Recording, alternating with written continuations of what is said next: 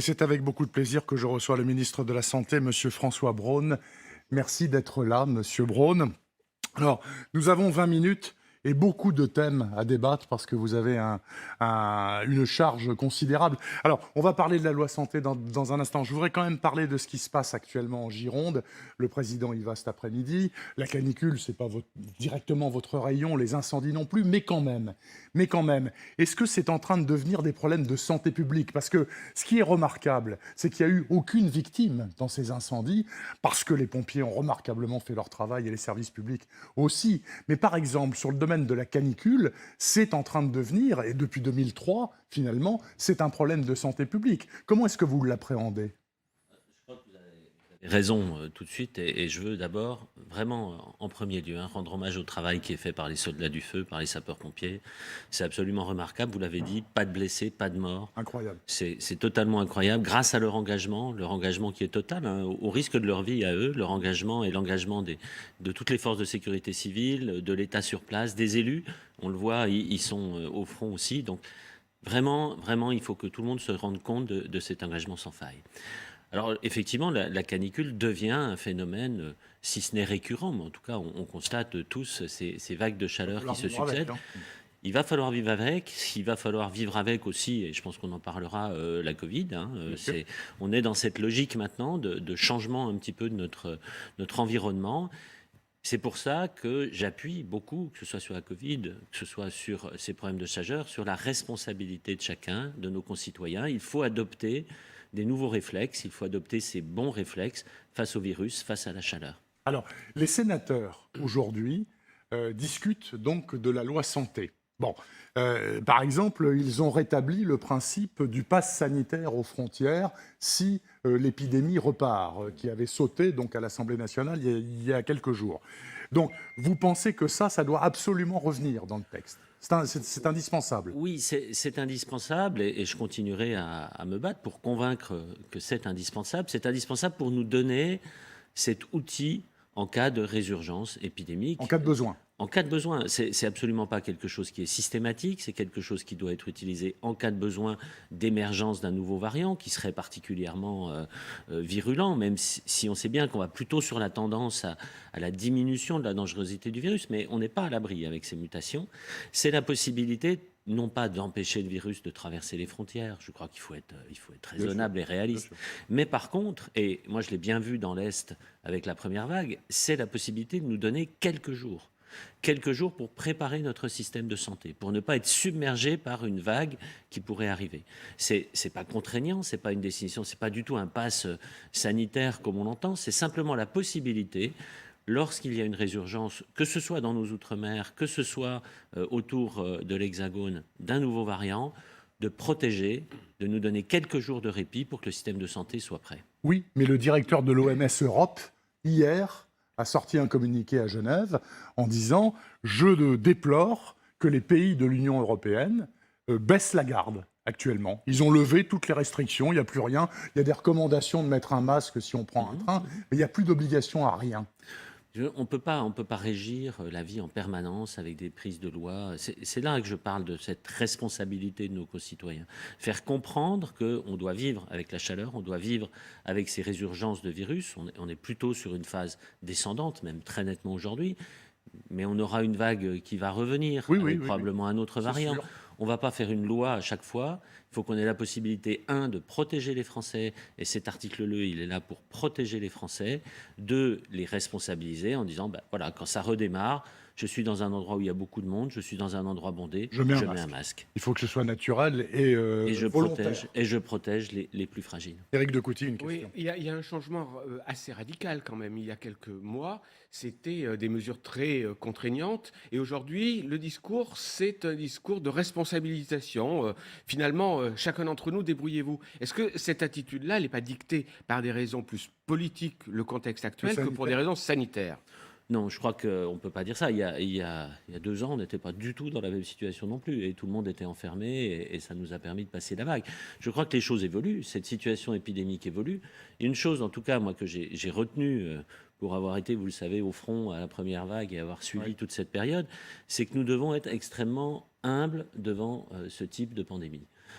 On voit à peu près quelle est sa cinétique globale, mais on n'en est pas sûr. La cinétique globale est plutôt rassurante actuellement, même si on sort de cette 7e vague. Je rappelle juste que quand on parle de vague, il y a autant de contamination après le pic qu'avant. C'est-à-dire qu'on s'inquiète beaucoup avant en disant mon Dieu, ça monte. Puis après, dès que ça commence à redescendre, tout le monde dit tout va bien. Non, tout va pas bien. On a encore des contaminations, on a encore des personnes fragiles qui sont à risque. Mais pour vivre avec, il faut qu'on prenne les bons réflexes. C'est ce que je disais. Je crois que responsabiliser nos concitoyens, c'est une chose qui est normale au jour où on est aujourd'hui. Les sénateurs ont ajouté hier au texte santé, si le conseil scientifique, qui d'ailleurs va cesser ses travaux le 31 juillet, mais va être remplacé par une autre instance, si le conseil scientifique donne le feu vert et dit que la vaccination n'est plus obligatoire, il n'y a aucune raison de ne pas réintégrer les soignants non vaccinés. Vous suivrez ces recommandations des scientifiques? Ou est-ce que vous, de manière philosophique presque, en tant que ministre de la Santé, vous dites non, les soignants doivent tous être vaccinés? Il n'y a pas à discuter. Alors, je crois qu'il y a deux niveaux dans ce débat et deux niveaux de réflexion. Bon, déjà, en termes de suivi, je l'ai dit et je le ferai, je suivrai l'avis des scientifiques, comme on l'a fait depuis le début de cette crise, ce qui nous a permis vraiment de bien nous en sortir. Il ne vous a pas échappé que dans le texte, il y a aussi un rapport qui est demandé dans 3 mois, que bien sûr le ministère de la Santé va rendre sur les mesures qui ont été prises et qui montrera que la France s'en est bien sortie de cette pandémie par rapport à d'autres pays, y compris des pays proches. Mais en tout cas, il y a à suivre l'avis de ces scientifiques. 2 questions. Une question purement scientifique. L'intérêt, on voit, il y a des discussions. J'ai lu aussi les articles qui montrent que la vaccination reste efficace, quoi qu'on en dise. Ça reste notre arme de protection massive face à ce virus. Oui. Donc il faut maintenir cette vaccination. On verra ce que disent l'Académie de médecine, s'est positionné, le Conseil de l'ordre des infirmiers s'est positionné, les autres vont se positionner, et l'HAS, je pense avoir son avis avant la fin de la semaine. Ensuite, il y a une question, ensuite, il y a une question éthique.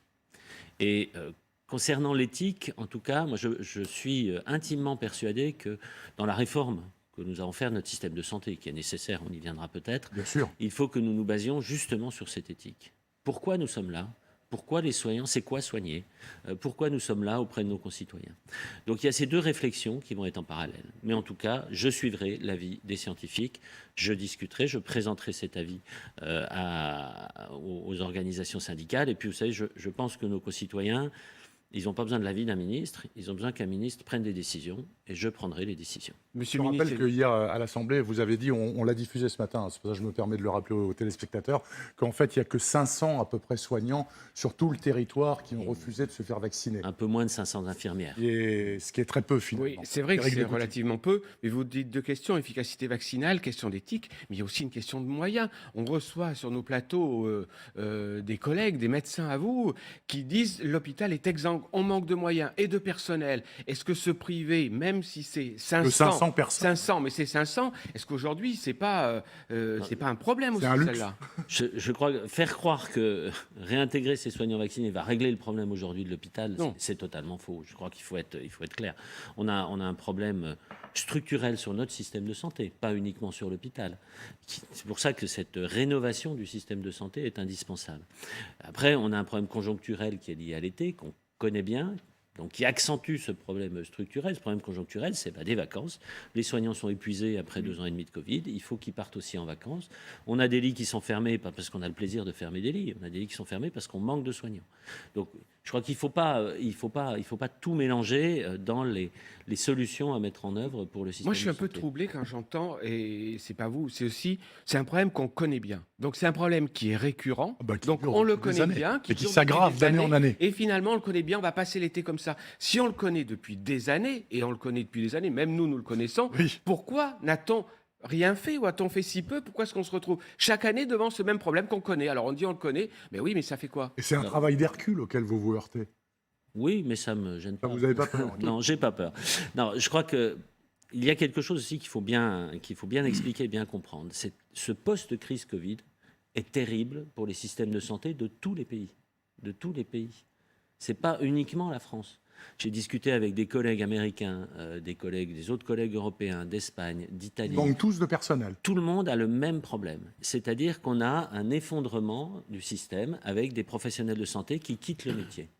Donc, bien sûr, c'est un peu un marronnier, cette histoire des urgences qui vont pas bien l'été, etc. D'accord. Mais là, on a un phénomène qui n'est pas que français, qui est mondial, qui joue sur la santé.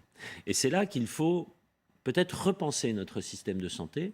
Je l'ai déjà dit, qu'il y a un système de santé aujourd'hui basé sur l'offre de soins. C'est-à-dire que c'est celui qui fait la meilleure offre qui, quelque part, va prendre des parts de marché. Part de marché, c'est un terme qu'on entend à l'hôpital, moi, qui me choque profondément. Il faut qu'on ait un système de santé qui soit maintenant construit sur la réponse aux besoins de santé. Ce n'est pas du tout pareil. L'offre de soins, elle est concurrentielle, par définition. La réponse aux besoins de santé, c'est complémentaire. Et d'ailleurs, dans les mesures d'été que la Première ministre a bien voulu prolonger suite à ce fameux rapport Flash, vous verrez, vous voyez qu'il y a des mesures complémentaires. On demande, par exemple, pour la pénibilité de cette permanence des soins, la garde de nuit, que ça ne repose pas que sur le public, mais qu'on puisse faire des gardes communes avec le privé. Ce sont tous ces éléments-là qui vont nous permettre de modifier en profondeur l'organisation de notre système de santé. Oui, mais par exemple, sur justement l'émission Flash, qui est censée colmater les brèches de l'été, certains disent, écoutez, c'est un pur pansement estival. Ça ne résout pas le truc de fond, qui est que les urgences sont complètement saturées parce que les généralistes de ville aujourd'hui ferment leur cabinet à 19h et ne prennent plus les clients. D'ailleurs, vous proposez d'ailleurs dans l'émission Flash que les généralistes qui acceptent de prendre des gens qui ne seraient pas pris aux urgences soient payés 15 € de plus à la consultation. C'est bien le signe qu'il y a un problème qui ne va pas. C'est pareil avec les gens qui viennent faire des permanences à 4 000 € la journée, qui sont des mercenaires de la santé. Vous dites dans une récente interview, je le déplore, mais je ne peux rien faire en quelque sorte. Non, alors, vous avez raison de dire que les mesures de l'été ne vont pas régler le problème de fond. Elles ne sont pas faites pour ça, je l'ai annoncé dès le départ. Ce sont des mesures pour donner un petit peu d'oxygène à notre système pour qu'il tienne pendant qu'on fait justement cette réforme de fond et on prépare cette réforme de fond. Alors, le problème des urgences, on revient toujours sur le problème des urgences, ce n'est pas le problème des urgences. Les urgences, c'est la partie émergée de l'iceberg. En dessous, vous avez toute la problématique de la ville et de l'hôpital. Il ne faut pas jeter la pierre sur nos collègues de ville. Il faut la jeter de la même façon sur l'hôpital qui dysfonctionne de l'intérieur. Donc on a tout ça à reprendre. Vous dites les collègues de ville ne prennent plus des patients supplémentaires, etc. Ils ont déjà, enfin ils sont pas là à se tourner les pouces dans leur cabinet. Ils ont des cabinets qui sont pleins, ils ont des consultations en permanence. Il est normal, en tout cas il nous a semblé normal dans le cadre de cette mission Flash, de dire s'ils font l'effort de prendre des gens en plus, ils ont une petite rémunération supplémentaire. Ça semble tout à fait logique et c'est des gens qui leur sont envoyés par la régulation médicale du SAMU, du service d'accès aux soins. Donc c'est un problème qui est global. Vouloir prendre uniquement les urgences en disant c'est les urgences qui ne vont pas, c'est passer à côté des véritables solutions. Et en ce qui concerne les solutions, il n'y a pas de solution miracle. C'est un panel de solutions. Et ça aussi, c'est la façon dont je veux construire la réponse. La réponse, elle est avec une boîte à outils. J'ai été et je continue à me déplacer sur tous les territoires. Et avec la ministre déléguée, nous allons nous déplacer dans toute la France, dans tout l'Hexagone, aux Outre-mer, je l'ai dit également, pour voir comment ça fonctionne, comment les solutions sont mises en place. J'ai découvert partout, et encore hier en Bretagne, des solutions, des choses qui marchent. Un exemple, un exemple, vous avez là une organisation avec un service infirmier à domicile, avec un service d'aide à domicile, parfaitement intégré, une maison médicale, des médecins, un pharmacien, des professionnels de santé. Et là, il faisait la tournée. J'ai été voir un patient qui est chez lui pour les protéger par rapport à ces phénomènes d'été. J'ai été voir dans la Manche, par exemple, des solutions de téléconsultation accompagnées par une infirmière à la demande du SAMU, là aussi, qui permet d'éviter à peu près 50% de transport à l'hôpital. Je suis sûr, monsieur le ministre, que dans votre tournée, vous tomberez sur des villages ou des petites villes de province qui n'arrivent plus à faire venir un médecin généraliste pour s'installer. Oui. Donc, si vous voulez, il y a un problème où... Il y a un moment où, en matière de santé publique, j'ai l'impression qu'il faut sévir un petit peu. Pardonnez-moi, mais il n'y a pas obligation, quand même, des politiques à dire au monde médical « Messieurs, vous avez fait 10 ans d'études, c'est pas pour vous installer dermatologiste systématiquement à Nice et faire 9h, 17h. Il y a peut-être du boulot de terrain, voyez. Et c'est pareil pour les mercenaires de l'intérim. Pourquoi vous ne dites pas, par exemple, c'est 3 000 € par jour maximum ? Alors, concernant les installations dans ce qu'on appelle les déserts médicaux, il y a encore des choses à faire. On voit par exemple les assistants médicaux. On a parlé des assistants médicaux, on vient d'avoir les chiffres. un médecin qui est un assistant médical, qui lui fait le travail administratif, c'est 10% de clientèle en plus. Très bien. 10%. Donc voilà des choses qu'il faut continuer à pousser. C'était dans Ma Santé 2022, on continue à pousser. Pourquoi ? Parce qu'on voit que ça marche. Moi, c'est ça mon idée. C'est on regarde ce qui se passe, on voit des solutions, Et on ça pousse ce marche, qui marche. on pousse ce qui marche et surtout on donne la possibilité à ces territoires qui sont en grande difficulté d'utiliser ces outils. Ensuite, il y a, et je rends hommage à mes collègues libéraux qui parlent maintenant de droits et de devoirs. Eh bien, c'est très bien. Moi, je voulais parler de responsabilité plus que de droits et de devoirs, mais ils ont raison. Des droits et des devoirs, eh bien, lorsque ça ne marche pas, on fera marcher cette responsabilité collective. Ce n'est pas une responsabilité individuelle. On ne va pas prendre un docteur en lui disant « c'est toi ». Non, on va prendre un territoire parce que les solutions viennent du terrain. Et ça, j'en suis persuadé. Elles ne viennent pas de mon bureau. Elles viennent du terrain. Nous, on est là pour les entourer, les faire pousser, les montrer pour que tout le monde puisse s'en saisir. Et bien sur ce territoire, vous avez, chers collègues, une responsabilité collective d'assurer la permanence des soins. Vous avez la responsabilité d'assurer une consultation d'ophtalmo, des soins dentaires. Maintenant, vous prenez vos responsabilités. Ils sont prêts à le faire. On va les accompagner pour le faire. Et puis, si ça ne marche pas, bah, effectivement, il faudra qu'on voit quelle solution. Monsieur le ministre, vous parlez de boîte à outils. Il y en a un outil, en tous les cas, de base, qui est celui des salaires. Les salaires. Aujourd'hui, on l'entend depuis des mois, voire des années, notamment les infirmières, mais les soignants, la difficulté des salaires. Le Grenelle de la santé a répondu partiellement, mais on voit bien que la grogne, la contestation, et qu'une des explications des sous-effectifs, en tous les cas du fait que les professions de santé n'attirent pas les jeunes générations, est aussi une question des salaires. Et que ces salaires sont en tout cas, pour les infirmières, très largement inférieurs à ceux de nos voisins en comparant à l'Allemagne. Qu'allez-vous faire très concrètement, là, aujourd'hui, à court terme, on parle du pouvoir d'achat, c'est au cœur du sujet, pour revaloriser les salaires ou pas des soignants? Alors, la question des salaires est une des questions. Vous me permettrez de dire que ce n'est pas la seule. Pour être encore sur le terrain il y a quelques semaines avec les professionnels, ce n'est pas la seule. Le Ségur a fait un investissement majeur, 19 milliards d'euros, qui n'avait jamais été fait auparavant. Il faut quand même le reconnaître. Donc il y a une revalorisation. Il y a là une revalorisation du point d'indice, comme pour tous les fonctionnaires. Donc c'est tout à fait normal. Mais quand on discute avec les collègues, quand on discute avec les infirmières dans les services, il y a... Alors on parle beaucoup de perte de sens. C'est un peu compliqué de voir ce qu'il y a derrière. Mais en tout cas, ils en ont marre de ne plus faire leur métier de soignant. Ouais. C'est là que je rejoins l'éthique. Vous savez, à l'hôpital, et j'étais il n'y a encore pas longtemps, on passe, allez, je vais être gentil, un tiers jusqu'à 50% de son temps à ne pas faire du soin. À être derrière un écran d'ordinateur, à taper des trucs certes utiles, mais ce n'est pas pour ça qu'on est là. J'entends bien, vous dites que ce n'est pas une question d'argent en fait. Ce n'est pas question d'argent une question ne d'argent. doit pas être mise sur le tapis. Les gens ont besoin... Est-ce que c'est aussi une question d'argent? Les gens ont besoin d'avoir du plaisir à aller travailler et de retrouver... Ils ont besoin d'avoir de l'argent terrain. aussi, d'être rémunérés. Oui, mais on a tout le monde quelque part a besoin d'argent et ce sera sur la table aussi une revalorisation des salaires. Mais je crois que le sens du métier, pourquoi on est là, c'est ça qui est important aujourd'hui. Merci beaucoup François Braun, donc le ministre de la Santé. On n'a pas parlé de la variole du singe parce qu'on est un petit peu court. Enfin, c'est un truc émergent, vous reviendrez. Hein. Avec grand plaisir. Merci beaucoup, je vous souhaite une très bonne journée.